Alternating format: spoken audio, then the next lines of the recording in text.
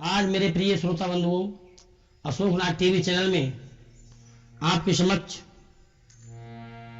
महाभारत का किस्सा, बहुत सुंदर बैराट पर्व की कथा लेकर के चल रहे हैं। भक्तों,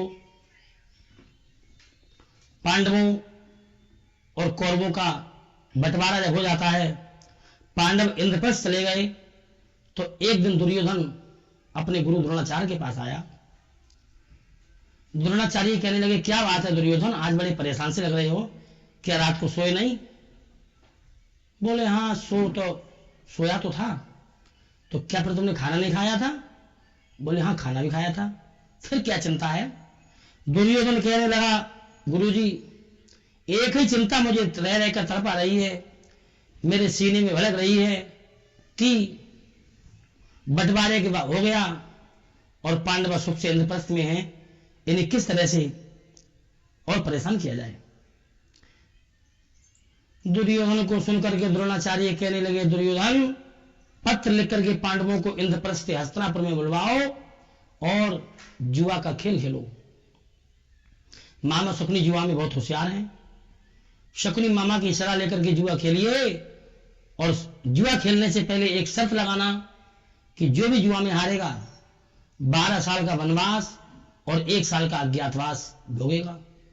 अज्ञातवास का मतलब यह होता है, यदि पता लग जाए कि पांडवा कहां हैं, तो फिर दोबारा से 12 साल का वनवास और 1 साल का अज्ञातवास हो जाएगा। पत्र भेज करके युधिष्ठिर, अर्जुन, भीम, नकुल, सहदेव को बुलाया। आज दुर्योधन कहने लगा, भैया बंटवारा भी ठीक हो गया, आप मैंने इसलिए बुलाया है कि बड़ी खुशी की बात है, आज कोई खेल खेला जाए। महाराज बोले, खेल लिया जाए? बोले, आज जुआ का खेल खेलते हैं। युधिष्ठिर महाराज बोले, जब खेल ही खेलना है तो जुआ का ही क्यों खेले, कोई और खेल खेल ले। मामा शकुनी बोला, नहीं जुआ का खेल खेलो। युधिष्ठिर महाराज बोले, ठीक है भाई। मामा शकुनी ने छल किया और ऐसा पासा जुआ का मारा, शर्त ये लग गई कि जो भी जुआ में हारेगा वो 12 साल का वनवास और 1 साल का अज्ञातवास भोगेगा। मेरे प्रिय श्रोता बंधुओं, शकुनी के छल के द्वारा युधिष्ठिर महाराज जुआ में हार जाते हैं। 5 पांडवा वनवास के लिए जाते हैं, तो द्रौपदी कहने लगी, स्वामी हमें भी ले चलो।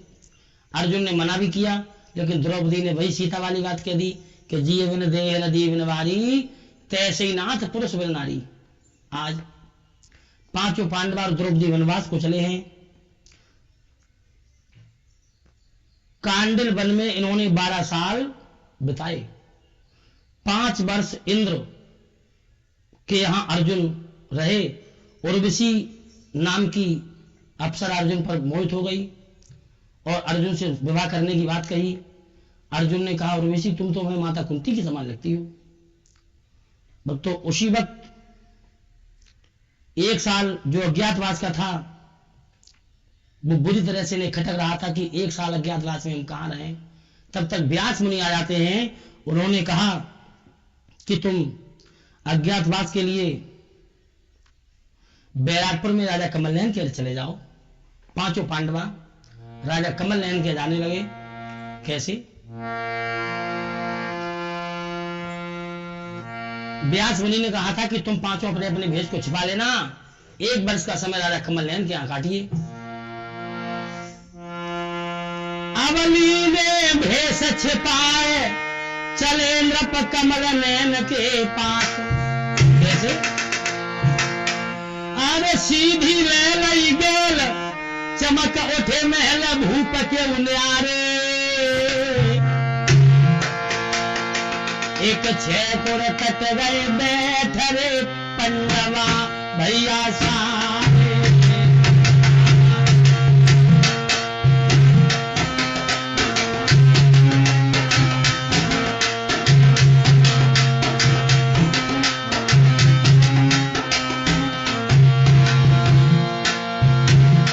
एक वृक्ष के नीचे बैठ जाते हैं और बोले, अरे खोल खोल हथियार,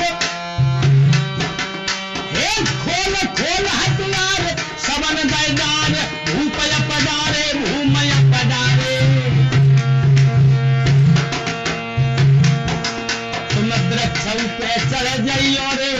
सर्प बन के तारे।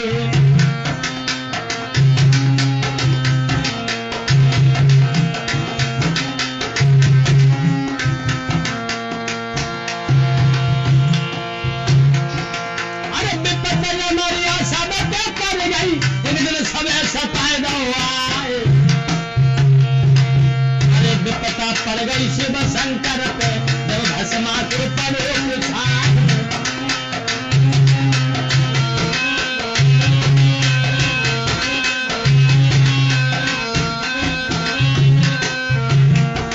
अरे देखे मूल गुफा में छुप गए, बेहर बनिया नर से नार। जो गिरधारी नाम न हो तो मिट तो वंश दिगंबर क्या।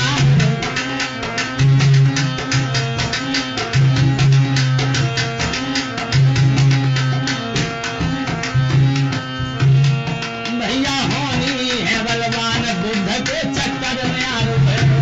भैया होनी है बलवान, बुद्ध के चक्कर में आरो है। भैया होनी है बलवान।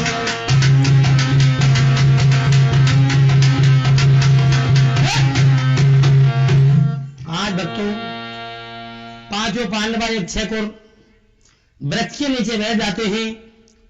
सभी ने अपने अपने हथियार खोल करके जमीन पर रख दिए और कहने लगे, तुम काले नाग बन करके इस वृक्ष पर चढ़ जाओ, मत और किसी को पाना, छुप के कुछ काल बिताना, और जब हो हमारा आना तुम फिर हमसे मिल जा, हमको मिल जाना। आज भक्तों अपने अपने गांधी धनुष अर्जुन ने उतारा, सभी ने अपने अपने हथियार उस वृक्ष के नीचे रख दिए और काले नाग बन करके कहा, तुम वृक्ष पर चढ़ जाओ। विचार करना भक्तों, आज राजा कमल नयन की कचेरी में पहले कौन जाएगा?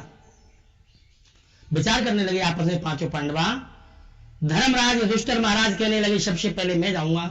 ध्यान रखना भक्तों, वही धर्मराज युधिष्ठिर जो जिंदगी में कभी झूठ नहीं बोले, बाहर समय आज भेष बदल करके युधिष्ठिर महाराज राजा बैराट नरेश कमल नयन की सभा में पहुंचे हैं। जब बड़े बड़े सेठ थोड़ी सी ढाल को अड़ाए बैठे हैं, आंखों में आंसू भर करके श्री धर्मराज युधिष्ठिर महाराज कहने लगे, राजन क्या है भैया, कौन हो तुम? युधिष्ठिर महाराज बोले, अरे पंडन को भव बनवास रे, छोड़ गए राजा हमको।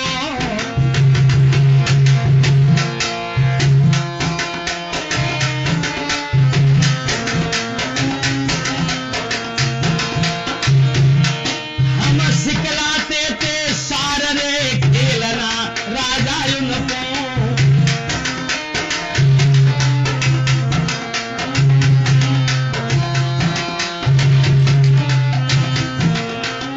और बोले धर्मराज, महाराज नहीं कुछ कंगाली को बोल, भूखे प्यासे फिर के भैया आए दर दर बोल।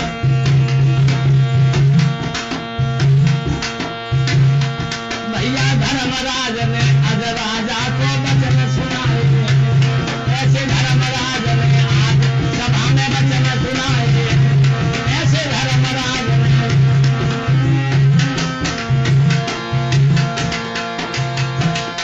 वचन सुनाए हैं क्या भैया, वचन सुनाए हैं, ऐसे धर्मराज ने। आज युधिष्ठिर महाराज कहने लगे, महाराज पांडवों को वनवास हो गया और हम पांडवों को सार सिखाते थे, 1 साल के लिए आप यहाँ नौकरी। इतनी कहकर के धर्मराज की आंखों में आंसू बनाते हुए जमीन में समा गए। राजा कहने लगा, कोई बात नहीं है भैया, ठीक है, देख बड़ो बेचैन लगो यो कैन मती घबराओ, तुम मेरे नौकर बनो, सार सिखलाओ। फिर सभा दरमियान भीम बलवान भूप दिन आयो, जन दोकर जोरे हाथ चरण सिरनायो। ये दुष्टर नौकर हो गए। उसी समय अब की बार नंबर है भीम का। भीम भेष बदल करके राजा कमल नयन की सभा में आया और कहने लगा, महाराज मेरा नाम जयंता है। जयंता? हाँ। क्या काम करते हो? बोले हम पांडवों का खाना बनाते थे, हम पांडवों की रोटी बनाते थे महाराज, पांडवों को वनवास हो गया। और भीम बोला, सुनो महाराज, अरे महाराज जमेर जो होई रे हम देह तपेर सोई।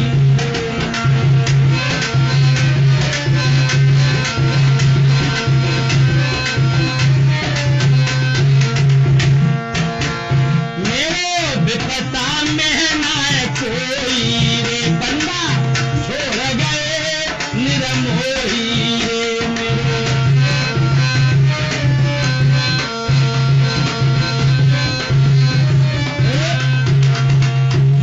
भीम कहने लगा महाराज मेरा नाम जानता है, मैं आपके यहाँ खाना बनाता रहूंगा। हर राजा ने देख के विचार करो जा नौकर बनाइयो ले, लेकिन एक तो मोटो ताजू ये खाए भी वो कहां से लाएंगे। एकदम भीम कहने लगा महाराज तो आप मेरे शरीर को देख करके जो डर गए हो ना, लेकिन मैं जितना खाऊंगा उससे ज्यादा करके भी दिखाऊंगा। क्या क्या काम करोगे तुम? भीम कहने लगा सुनो मैं क्या काम करूंगा। अरे कुश्ती लड़त अजब सानी की,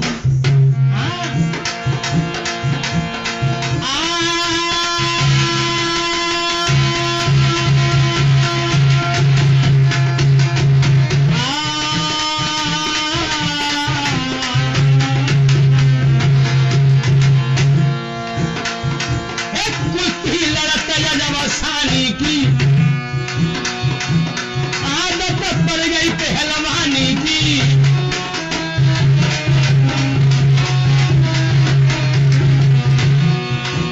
और मेरी देह भरी जवानी की, मोना शंकाय भवानी की।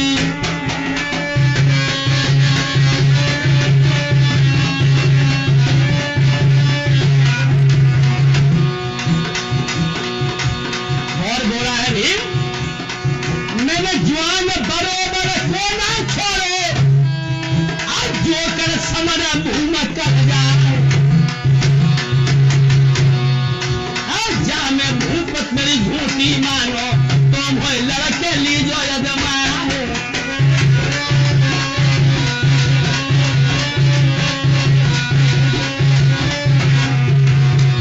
एक छक्का छूट गए जवान के, गए नीचे को नजर घुमाए। सुनसान बंगला में हुई नाई मसो तनक भंगाए।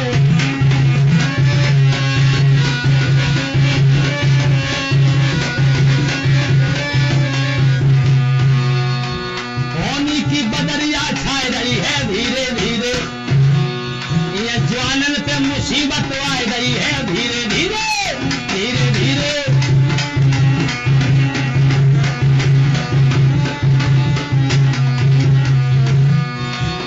बोलो भीम समझ में सभा में ठाड़ो हो, बोलो भीम सभा में ठाड़ो, सभा में ठाड़ो। आंधार की छाती धराई गई है धीरे धीरे, ये होनी की बदरिया। इधर क्या हुआ लोगों? खुले शब्दों में भीम कहने लगा महाराज शायद तुम मेरे शरीर को देख करके डर रहे हो। डरो ना, मैं जितना खाऊंगा उससे ज्यादा काम भी करके दिखाऊंगा। हम कुछ राजा कहने लगा हा हा हा, ऐसे जवान की हमें जरूरत भी थी। मंत्री से कहा मंत्री के डील डोलयत देख के भूप गए, कहीं मुस्क्याए तुम मेरे नौकरन में कछुली जो नाम लिखाए। तुम मेरे नौकर हो जाओ। इस तरह से दो नौकर हो गए। कौन कौन? भीम और युधिष्ठिर। उसी समय के आए नकुल सहदेव दो भूप के दरबार में, विनती करियो विकल भय बैराट की सरकार में। घूमते हम दर बदर राजन फिरे दरबार में, गैया चरावे आपकी लीजो लगा रोजगार में। हम आपकी गाय चराते रहेंगे। हम पांडवों की गैया चराते थे। अच्छा हाँ। एकदम से बैराट नरेश बोले कि निज मंत्री से कही भूप ने बानी, तुम लिख लो इनके नाम रे लगइयो है ने सारी